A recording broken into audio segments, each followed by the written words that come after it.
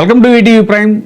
ఏ ప్రభుత్వానికైనా ప్రధాన లక్ష్యం ఏంటి అని అంటే రాజకీయ పరిశీలకులు కానీ టక్కున చెప్పే విషయం ఏంటంటే విద్య, వైద్యం ఈ రెండు కూడా ప్రధానమైనటువంటి లక్ష్యాలుగా ఉండాలి ఒక ప్రభుత్వానికి అనేటువంటి చాలా ముఖ్యంగా వైద్యం సరే, ఖచ్చితంగా వైద్యం అనేటువంటిది అందరికీ అందుబాటులో ఉండాలి. మరి ఈ రెండు విషయాల్లోనూ కూడా ప్రస్తుతం ఆంధ్రప్రదేశ్ని పరిపాలిస్తున్నటువంటి కూటమి ప్రభుత్వం ఎంతలా ఫెయిల్ అయింది అనేటువంటిది మనం అనేక సంఘటనలు చూసాం. ముఖ్యంగా విద్యా విధానంలో అయితే అసలు చంద్రబాబు నాయుడు గారికి మొట్టమొదటి నుంచి ఆయన పాలసీయే ప్రైవేట్ విద్యను ఎంకరేజ్ చేయటం, గవర్నమెంట్ విద్యను పడకేయించడం అనేటువంటిది ఆయనకి మనకు తెలిసిన విషయమే, ఆయన ప్రయత్నం చేసిన విషయం. ఎందుకంటే ఆయన మొదటి టర్మ్ పరిపాలనలో కూడా నారాయణ చైతన్య స్కూల్స్ లాంటివి ప్రోత్సహించారు తప్ప ఇప్పుడు గవర్నమెంట్ స్కూల్స్ ని ఎంకరేజ్ చేయటం, గవర్నమెంట్ స్కూల్స్ ని గొప్పగా తీర్చిదిద్దటం అనేటువంటిది ఆయన ఎప్పుడు ప్రయత్నం చేసిన దాఖలాలు లేవు.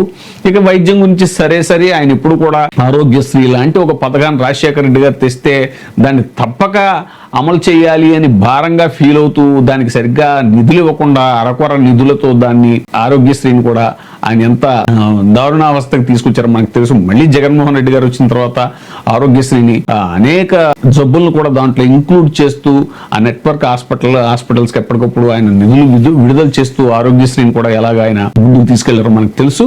జగన్మోహన్ రెడ్డి గారి హయాంలో విద్యకి ఇచ్చినటువంటి ప్రాధాన్యత ఏంటి అనేటువంటిది తప్పకుండా అందరూ తెలుసుకుని తీరాలి. నాడు నేడు అనేటువంటి స్కీమ్ కింద స్కూళ్లను ఎంత గొప్పగా అభివృద్ధి చేశారో అనేటువంటిది మనం ప్రత్యక్షంగా చూసాం. ఈ రోజు కూడా దాని ఆనవాళ్ళు చెరపలేకపోతున్నారు. చంద్రబాబు నాయుడు గారు, లోకేష్ గారు విద్యామంత్రి అయిన తర్వాత ఈ మెగా పేరెంట్స్ టీచర్ మీటింగ్ అనేటువంటిది పెట్టి ఫస్ట్ స్కూల్స్ లో 1-2 సార్లు పెట్టగానే అక్కడ ఉన్నటువంటి బల్లలు కానీ అక్కడ ఉన్నటువంటి డిజిటల్ బోర్డ్స్ కానీ ఇవన్నీ కనబడడంతో వాళ్ళు ఇవన్నీ జగన్మోహన్ రెడ్డి గారి టైంలో పెట్టినవి అని ప్రజలకు తెలిసిపోతాయని భయపడి తాజాగా పెట్టినటువంటి మెగా పేరెంట్స్ టీచర్ మీటింగ్ అనేటువంటిది ఒక స్టూడియో, ఒక సెట్ లాంటిది వేసి మరి చేయాల్సి వచ్చింది అని అంటే ఆనవాళ్లు చెరిపేసే ప్రయత్నం కూడా వాళ్ళు చేస్తున్నారు అని అంటే ఇది ఎంత దారుణమైనటువంటి విషయం మనకు తెలుసు. ఎందుకంటే విద్యా వ్యవస్థలోనే ఒక విప్లవాత్మకమైనటువంటి మార్పు తెచ్చినటువంటి నాడు నేడు పథకం గాని, అలాగే అమ్మఒడి పథకం, స్కూల్ డ్రాప్ అవుట్స్ తగ్గిపోయి విపరీతంగా అసలు గవర్నమెంట్ స్కూల్స్ లో అడ్మిషన్స్ కోసం పెద్ద ఎమ్మెల్యే స్థాయి వాళ్ళు రికమెండ్ చేయాల్సినటువంటి పరిస్థితి ఏర్పడింది అమ్మఒడి అనేటువంటి స్కీమ్ ద్వారా. ఇలాంటి ఒక విప్లవాత్మకమైనటువంటి మార్పులు తీసుకొచ్చినటువంటి పరిస్థితి మనం చూసాం. మరి ఇప్పుడు తాజాగా జరుగుతుంది ఏంటి అని అంటే నెల్లూరు జిల్లాలో రాపూర్ మండలం గుండవోలు గ్రామంలో ఒక స్కూల్కి 4 నెలలుగా టీచర్స్, ఉపాధ్యాయులు అసలు రావట్లేదంట. కేవలం పిల్లలు వచ్చి కాసేపు కూర్చుని అక్కడేవో ఆటలు లాంటివి ఆడుకుని వెళ్ళిపోతున్నారు. దీని మీద ఆ గ్రామంలో, అది గిరిజన గ్రామం, అది వాసులందరూ ఉండేటువంటి గ్రామం, ఆ గిరిజన వాసులకు దగ్గరగా ఉండేటువంటి ఆ గ్రామంలో ఉన్న స్కూల్కి పాపం వాళ్ళ పిల్లల్ని పంపిస్తే, వాళ్ళ పిల్లల్ని చదివించుకోవాలని ఆశగా పంపిస్తే మరి అక్కడ 4 నెలల నుంచి ఉపాధ్యాయులు రావట్లేదంట. ఫిర్యాదు చేసినా పట్టించుకోవట్లేదంట. మరి అసలు ఈ మెగా టీచర్స్ పేరెంట్స్ మీటింగ్కి వెళ్ళినప్పుడు ఎలాంటి మాటలు చెప్పారు చంద్రబాబు నాయుడు గారు ఒకసారి గుర్తు తెచ్చుకోండి. సుమారు 1,20,00,000 మంది అటెండ్ అవుతున్నారు. దీన్ని ఒక మెగా పేరెంట్ టీచర్స్ డేగా మనం చేసుకుంటున్నాం. ఇది చరిత్రలో గిన్నీస్ రికార్డులో శాశ్వతంగా లిఖించదగ్గ రోజు అని చెప్పి కూడా నేను మీకు తెలియజేస్తున్నా. విద్యాశాఖలో పెను మార్పులు రాబోతున్నాయి. మొట్టమొదటిసారిగా ఒక్కసారి చూస్తే కనెక్టివిటీ తీసుకొచ్చారు నారా లోకేష్ గారు, శశిధర్ గారు. ఆ కనెక్టివిటీ ఏంటంటే ఒక పక్క విద్యార్థి, ఒక పక్క టీచర్, ఇంకొక పక్క తల్లి తండ్రి. ఇక్కడ 3 నెలల పై నుంచి సార్ వాళ్ళు ఏం రావటం లేదు. మేము ఇక్కడ పిల్లకాయలని ఛార్జీలు పెట్టి పంపించుకుంటున్నాము. సార్ వాళ్ళు ఏం రావటం లేదు. పిల్లకాయలు వస్తున్నారు, మళ్ళీ వస్తున్నారు. అందుకని మేము వచ్చి చైర్మన్ నేను వచ్చి తాళం వేస్తాం. పోతే గత 3 నెలల నుంచి స్కూల్ ఓపెన్ చేశారు కానీ పిల్లకాయలు వస్తున్నారు. మధ్యాహ్నం అన్నం చేసుకుని టీచర్స్ ఎవరు రావడం లేదు. ఎంఐ గారు ఒకసారి కంప్లైంట్ చేశాము కానీ వాళ్ళు రెస్పాండ్ అవ్వలేదు. అలాగే జిల్లా అధికారులు కానీ మండల అధికారులు రెస్పాండ్ చేయాలని, మాకు అతి త్వరలో టీచర్స్ రావాలని న్యాయం చేయాలని కోరుకుంటున్నాం. కొత్తగుండూరు నుంచి మేము పిల్లలని అయితే అక్కడ ఛార్జీలు ఇచ్చి పంపిస్తున్నాము. అయినా కానీ ఇక్కడ ఐఓర్లు అయితే రావటం లేదు. అయినా కానీ పిల్లలకైతే చదువు రావట్లేదు, ఐఓర్లు అయితే అసలు రావట్లేదు. ఎందుకో కానీ ఈ మాటలైనా ఇని మాకు పిల్లలకి ఐఓర్లు పంపించాలని మనం చేసుకుంటున్నాం. సో అసలు అలాంటి మాటలు చెప్పి ఇంకేముంది, అద్భుతంగా అన్ని చేసేస్తున్నాం. స్కూల్స్ కి విద్యాశాఖ మంత్రి గారు విప్లవాత్మకమైనటువంటి అడుగులు వేసేస్తున్నారు అని రకరకాలుగా చెప్తూ టీచర్ కూర్చో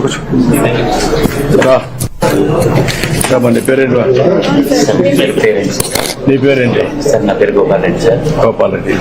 ఓకే మా గోపాల్ రెడ్డి గారు చెప్పండి, మీరు ఏ టీచర్ మీరు? సార్ నేను మ్యాథ్స్ సబ్జెక్ట్ సార్, గణితం 10th క్లాస్ వాళ్ళకి క్లాస్ టీచర్ గా ఉన్నాను సార్. ఓకే నా సొంత స్కూల్ సార్ ఇది. నేను ఇక్కడ చదివి ఇక్కడే టీచర్ గా అయినాను సార్. ఇక్కడే చదివావు? ఇక్కడే ఉన్నామని ప్రత్యేకంగా ఈ స్కూల్ కి ట్రాన్స్ఫర్ చేయించుకొని వచ్చాను సార్. మీ హోటల్ ఏ ఊరు మీది? సార్ ఇదే ఊరే సార్. సబ్సిడీనా? Okay continue. ఇంకా ప్రణాళికలు తయారు చేసుకో ముందుకు పోవాల్సిన అవసరం ఉంది.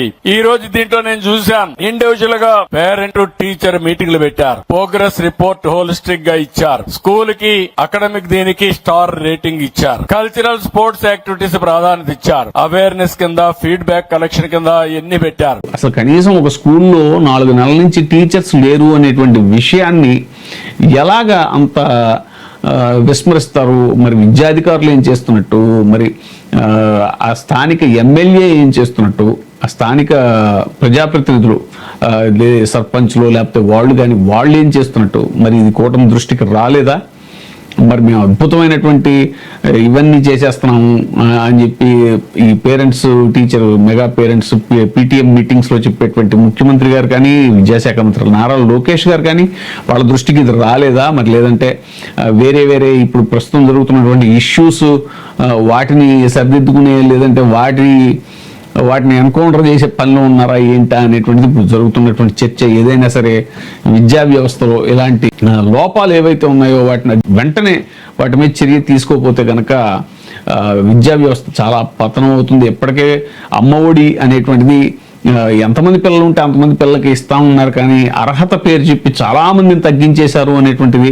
దగ్గర 3 లక్షల మంది పిల్లలకి ఇప్పుడు అమ్మఒడి అందట్లేదు అనేటువంటిది ఒకటి జరుగుతుంది. సరే, అసలు ఈ క్షేత్రస్థాయిలో ఈ సూపర్ 6కి సంబంధించిన ప్రాబ్లమ్స్ 1,00,000 ఉన్నా కూడా అవన్నీ కూడా పక్కకి వెళ్ళిపోయే ప్రస్తుతం మీడియా దృష్టి అంతా కూడా ఈ లడ్డూ కల్తీ అనో లేకపోతే అదొకటి ఇదొకటి వేరే ఇష్యూస్ మీద తప్ప అసలు కనీసం ఇప్పుడు క్షేత్రస్థాయిలో అది పక్కకి వెళ్ళిపోయింది.